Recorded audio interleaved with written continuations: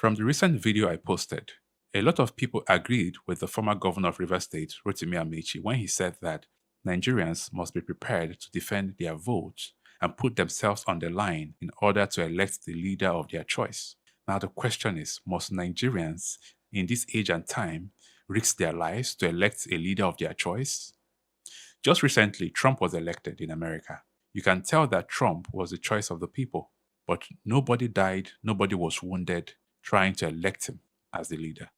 When this administration wants to raise tariffs, they reference Europe, they reference America, they reference other parts of the world. They tell us that we're not paying anything in tariffs compared to what these people are paying. When they want to jack up taxes, they reference Europe, they reference UK, they tell us that we're not paying anything in taxes compared to what these people are paying.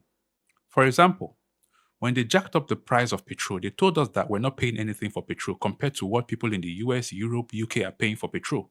When they jacked up electricity tariff, they told us that we're not paying anything for electricity. That's the reason why we don't have constant electricity. That people abroad are paying more, that's the reason why they have constant electricity. And so they jacked up the price of electricity, but we're not even seeing the result. When it comes to taxes, they tell us that we're not paying anything in taxes. That people abroad are paying more in taxes. That's the reason why their countries are like heaven. And so we have to pay more taxes if we want the same thing abroad here in this country. So Nigerians now want abroad in Nigeria. That's okay. But when it comes to elections, our leaders now want to conduct election their own way. Why? Since we are copying everything from Europe, we're copying everything from America, we're copying everything from the UK, why don't we copy their electoral system and bring it down to Nigeria and conduct peaceful elections and let the people elect their leader without violence? What is stopping us from copying that one?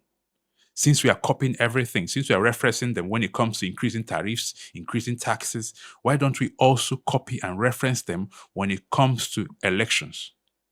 Why don't we conduct elections like the people in the UK conduct elections? Why don't we also copy the pattern of United States election? Since we are copying everything. So we have to copy some and leave some. Is that it?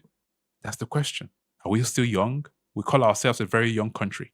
A young country that wants to burden her people with high tariffs, that wants to bring down high taxes on the people, but we will not copy a proper electoral system that will elect leaders of our choices? That's the biggest question. So must we risk our lives knowing that everything happening in Nigeria is intentional?